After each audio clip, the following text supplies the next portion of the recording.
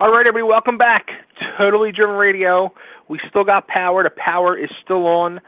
The rain is coming down, but no tornado yet. None that I know of. Keep them fingers crossed. So, all right, so I am so excited for our next guest. This guy, I just can't wait to bring him on. So let's just do it right now. Here he is. Former Houston Astros legendary pitcher, the one, the only, J.R. Richard. Hey, J.R., how are you doing? Fine, sir. I'll tell you what. As soon as I saw that you were coming out with a book, and whenever I just hear the name J.R. Richard, I instantly go back to being a little kid and going to, like, the corner store and getting a pack of baseball cards and opening them up. And whenever I get your card, I would always be so excited. That was good. Well, you had a good reason to be excited. I would say so, yeah. Because yes, that's I'm very pleased to what I was able to enlighten your day. Well, thank you. But also too, you would scare me too, because I'm out here in the Philadelphia area, and I knew whenever you were pitching against the Phillies, we'd be in trouble. Yeah, because you said, I scare you too. That sounded like you was hitting against him or something. Oh. So, JR, you have a book out now. It's called Still Throwing Heat, and you have an incredible story about your life that you tell. Well, thank you very much. I felt that it was time to come out with something and tell a story from my side of my point of view. Was this something you had been thinking of doing for a long time, writing a book? Yes, I had been contemplating on doing so for quite some time, as you would say, but just time wasn't out right. I didn't figure as of then. So what made the time finally right for you to do it now? Well, I just felt through constant prayer and understanding that the time was correct. Now, going through and writing the book about your life and the ups and downs, was it tough for you going through a lot of the rough moments in your life? No, not no more than, maybe a little more than normal, but God told me we're not fighting against principalities. We're fighting against people. And the whole, you're fighting against people in the whole world. Right. The principalities of peace and people in high places. So you're not fighting against flesh and blood, but you're fighting about something. It's more spiritual. Gotcha. Now, were you also looking at it too, of telling your story and maybe helping people as well? Well, that is a big point of view. To want to help people and tell them, I don't care what obstacle what situation that they in, they can get out of any situation they in if they want to change it.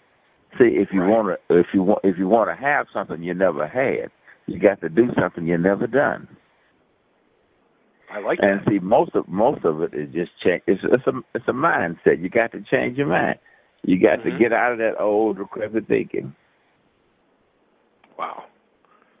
Now, something I didn't realize until I started going through, paging through the book. I just got the book Tuesday, so I'm bummed I really didn't get a chance to really dive into it.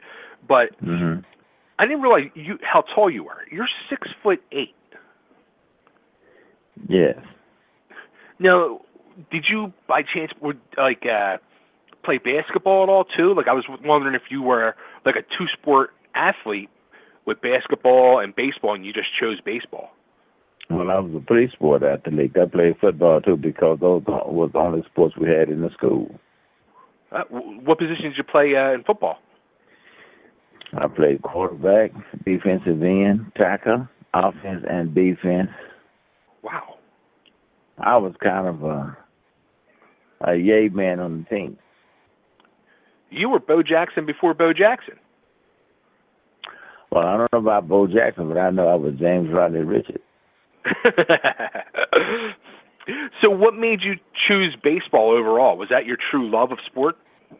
Well, what really made me choose baseball was a signing bonus at that time. That'll do it. I guarantee you it will. Now, going through when you were writing a book, going back through your days of playing, and did you just think to yourself the things that you accomplished? Wow, I really accomplished a lot in the years I got to play. Well, I didn't think nothing about my accomplishments. My basic point of view was going out and do the best you can do, and let the chips fall where they may. Yeah. And never was worried about the stats, who I struck out, or what I struck out, or where I struck them out. I just went out there with one set in mind to do the best you can be, to be all you can be, and again, let the chips fall where they may. Right. You were saying about striking out people. I didn't know this either. In your major league debut, you struck out Willie Mays 3 times. And Willie Mays talked to us. The guy was on first base, and he said that the only reason I didn't strike him out 4 times because he took himself out of the game. Oh. So, I mean, what's that like for a person? Here you are going up against your major league debut, and you're up against a legendary person like Willie Mays. Well, I didn't think much of about it at that time, like I said, because my mindset was be all you can be, and let the chips fall where they may. And I didn't know anything about no Willie Mays at that time, Willie McCovey or Bobby Bonds at that time. I just went out there and, as they say, do my and tried to do my thing. Right. Well, you did your your thing. And everything turned out well. Yes, it did. Also too, like I was saying early on about that, the baseball cards and stuff like that, and how you left your mark on me. Does it still kind of shock you? I'm sure, especially in the Houston area, kids growing up at that time, were probably so influenced by you, or getting the chance to be at the Astrodome to watch you pitch. Do you still have people today come up to you and say how much they were inspired by you? Yes, I do. I mean, I get that quite often about the inspirational point of view and what joy that I gave them when I was pitching, and how excited they was, and they loved to see me pitching, et cetera, which is good to know that, some people do care. Yeah. Yeah, that is nice. Now, how about, too, with your book, you had Nolan Ryan write the forward to your book. Yes. Was he kind of shocked that you asked him to do that, or? Yeah, he was asked to do that. I don't think that the better person was able to do that than Nolan Ryan. I couldn't think of anyone any better at that time. That's great. That's great. Had you remained in touch with him over the years, or? Yes, I see him every so often out to the ballpark when I go out there, and we still know each other. We still talk and still friends. So still have respect for each other. That's great. Now, you said you're still a fan of the game today, so you still follow and... Yeah, I don't think that's a game.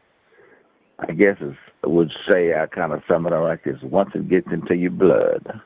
Right, exactly. And you kind of hooked, and since it was your career, and now I'm trying to give back, and I want people to understand, like I said before, when I first, it's not so much baseball, but the story I tried to portray in my book was to transcend baseball, about life itself in a combination with baseball. Right. Well, the one thing I was wondering too, were you saying that giving back and all that, in the prime of your career at 30 years old, you had a stroke, which sadly basically took you out of the game. You never made a full comeback after that. And I was wondering if you ever thought about going into like coaching or anything like that afterwards to remain in the game. Well, I wouldn't mind doing a little coaching. Right now, if I'm requested or if I'm asked to do so, I wouldn't mind doing it because I see a lot of talent out there, and I think it's handled incorrectly because you can't keep patting the guy on the butt or on the back and saying it's okay when he's not okay. Right. Because, as a coach, you got to be kind of a psychologist too. You got to know about some guy. You got some guys you got to kick in the butt to get them to work for you, and some guys you got to do just the opposite to get them to do something. Because if you get a guy against you, he's not going to do that much for you. But if you go ahead and let him know that you really care, he'll jump on a brunch stump for you. Right. Do you think that helps teams overall when the coach is like that, when he shows he cares, and you think that really brings a team together more?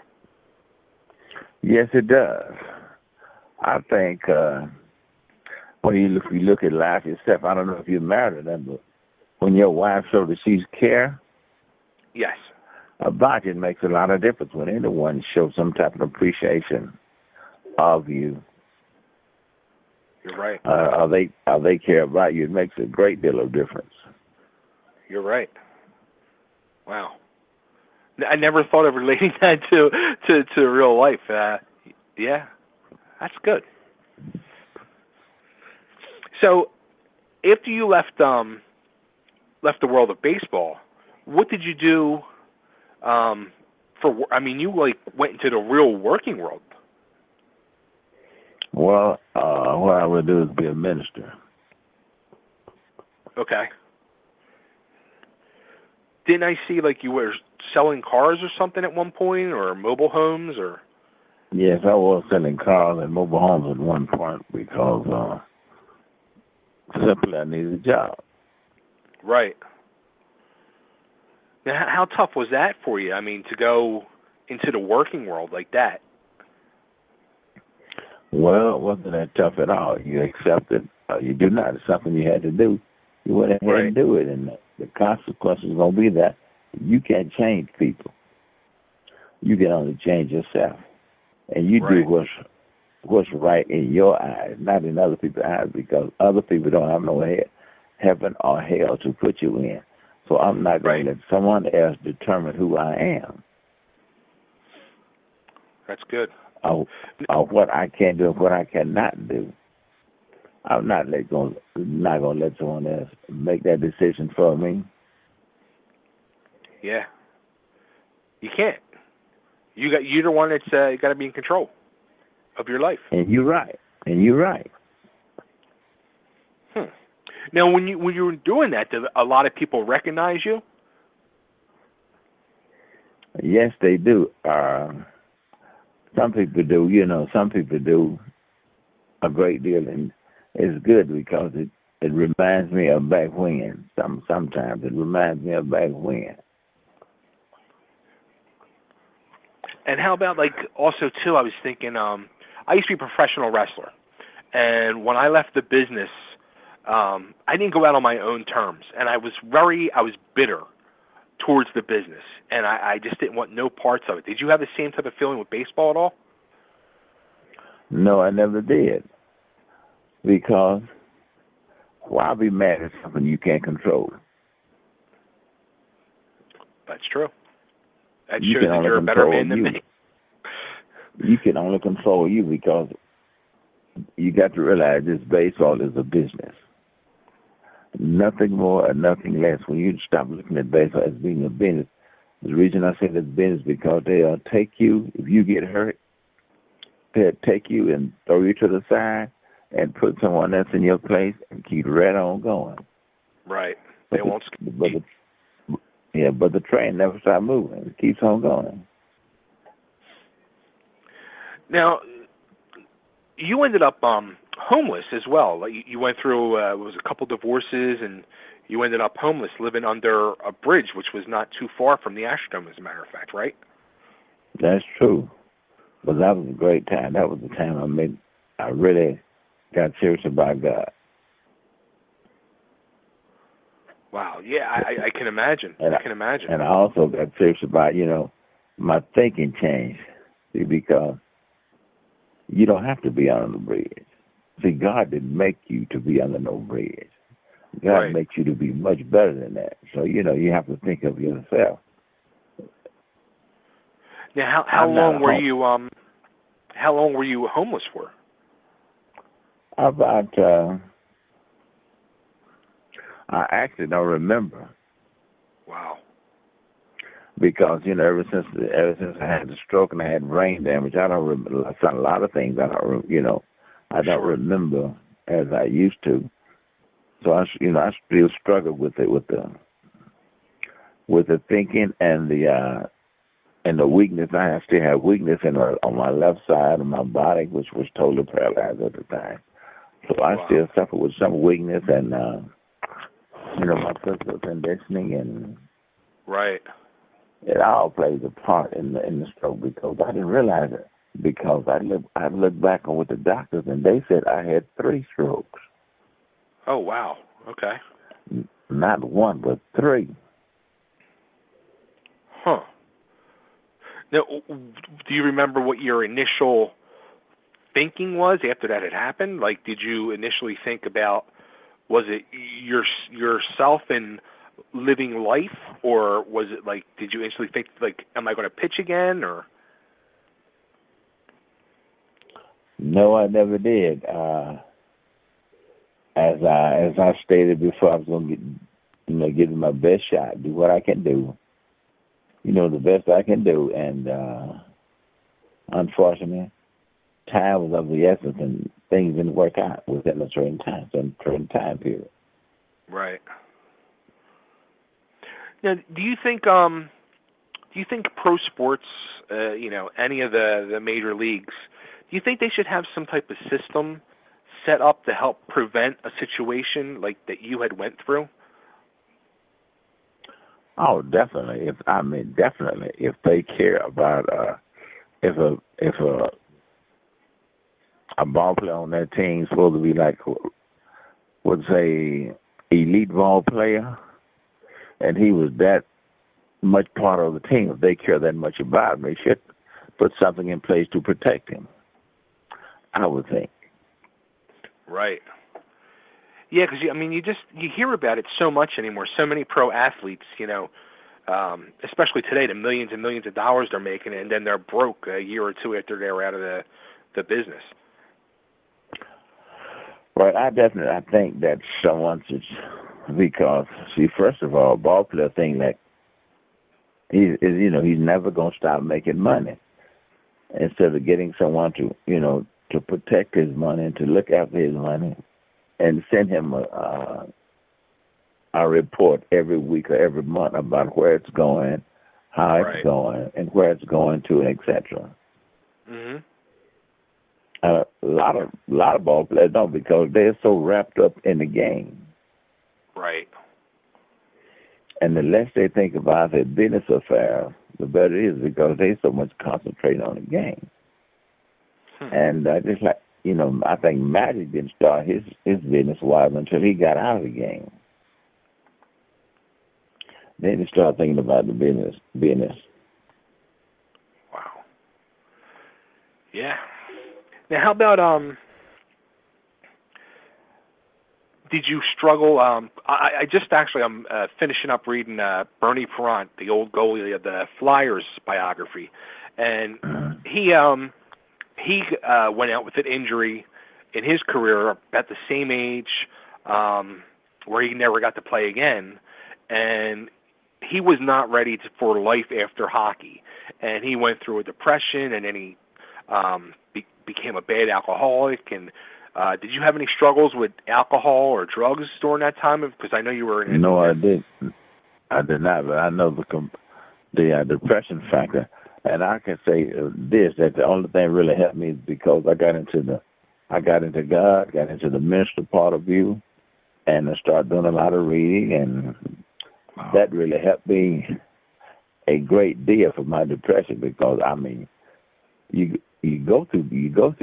well, I went through depression and still sometimes focus a little bit on depression.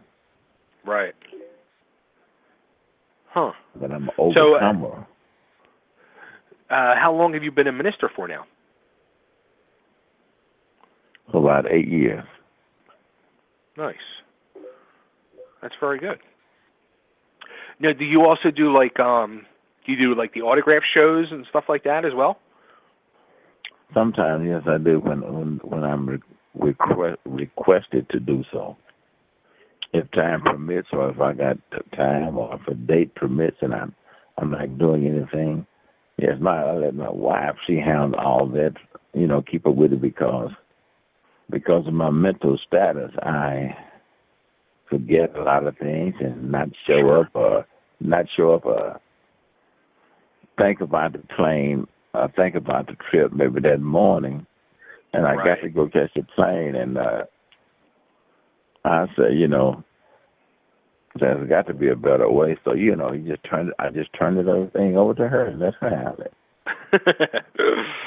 Now, how about that with your wife? I mean, has she like gone through the book and be like, wow, like I didn't realize this stuff, or just totally catch her off guard with some things?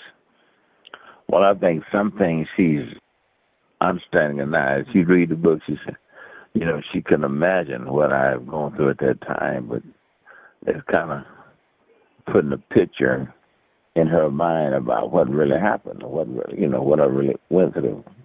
Right. But at the same time, I may say that regardless of what you go through, life still carries on. Because you're homeless, the sun doesn't stop shining. The sun comes up in the morning. Somebody killed, somebody died. Life goes on. Yes, it does. Yes, it does. Wow. So you have to make a decision to lay down there and die in your feces, or you get up and live. And you got up and lived. Because all the power God got, He doesn't interfere with your choices. Now, you really you did something that not a lot of people can do. Like when they end up homeless, I mean, you were able to turn your life around, and some people just stay like in that homeless way of life forever. Because it's a state of mind. Right. See, don't nothing change till you change. If you remain the same, everything around you and within you gonna remain the same. Right. That's true. That's true. So, all right. So, the one question I got to ask: Who was your the toughest batter that you think you faced? Like, was there anybody that always had like your number that you had problems against? He hasn't been born yet. Oh, good answer. Good answer, JR. I got to ask, how about Mike Schmidt? I had no trouble with Mike Schmidt. Oh, that's great. So, all right, so the book is out now. It's called Still Throwing Heat. Are you excited now that the release of the book? Very, very much so excited. Things are going well. I have great expectations about the book, and hopefully turn into a movie. Because, like I said before, it's one thing the book does. I was trying to portray a transcendent baseball about life, a transcending baseball about life itself. Right. Because somebody throw you a curve, you learn how to hit the curve. If you got a lemon, you learn how to make lemonade. But at the same time, life carries on. These just adjustments that you have to make. Right. So if there's a movie made, who do you want to play J.R. Richard? My son will be playing on my part, I think. Oh, that would be awesome. I have a son, J.R. Richard III. Features and everything identical to myself, so if I could, I would try to get him to play the part. Nice. Does he play ball too, or? Yes, he does. Matter of fact, he's in college right now, and he's doing real well. And there's a good chance you may see him in the major leagues here pretty soon. Oh, that'd be awesome. That would be awesome. Yes, it would. All right, JR. Well, I want to thank you for taking time out of your day and talking to us and telling us about the book and things in your life. And this has really been an honor. I'm really excited by this. Well, I want to thank you for having me on that, for inviting me on that to spend some time and give me a chance to dialogue with you. Yeah, absolutely. And we'll be pushing the book for you, and I can't wait to read it. Appreciate you. Well, you have a great day. God bless, and I'll talk to you real soon, hopefully. Thank you. Hey, JR, before I let you go, can I get you to cut a quick ID for me? Do you think this is JR Richard, and you're listening to Totally Driven Radio? Yes, this is J.R. Richard, and you're listening to Totally Driven Radio. Totally Driven Radio. Awesome. Thanks so much, JR. Have a good night, and good luck with everything, and I hope to see that movie as well. All right, thank you very much, sir. Have a good evening. You too. Take care. All right, bye-bye. Bye. All right, everybody, there he goes. The legend himself, J.R. Richard. That was awesome. That was like talking to a baseball card that came to life for me. Oh, man. Wow.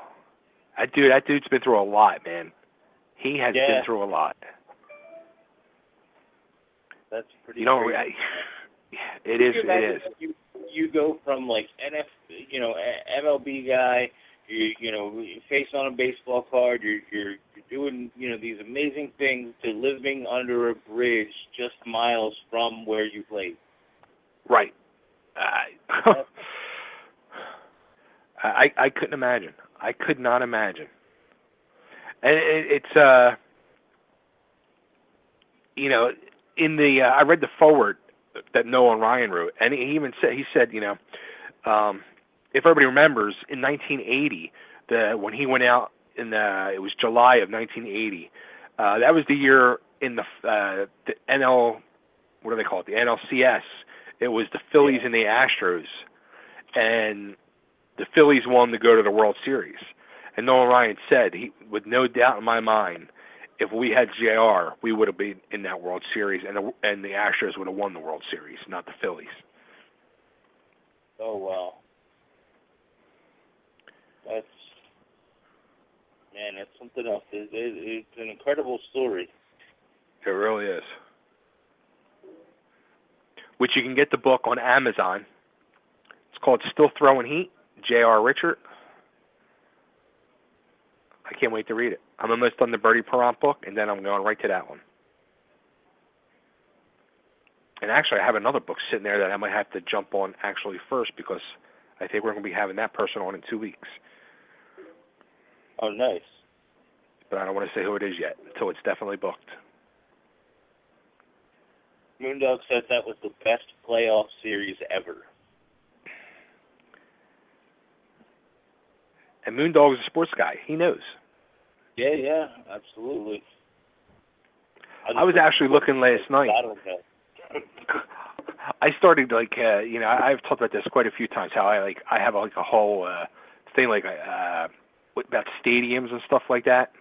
Like I love old stadiums. So I was sitting there. I was like, damn, whatever happened to the Astrodome? So it's still just sitting there, not being used. And here I was looking at pictures of it, and in one of the pictures, you can see they ripped the seats out. So I was like, ooh, I wonder how much Astrodome seats are. So I was on eBay looking at seats from the Astrodome, but they're friggin' $1,000, $2,000. People are nuts.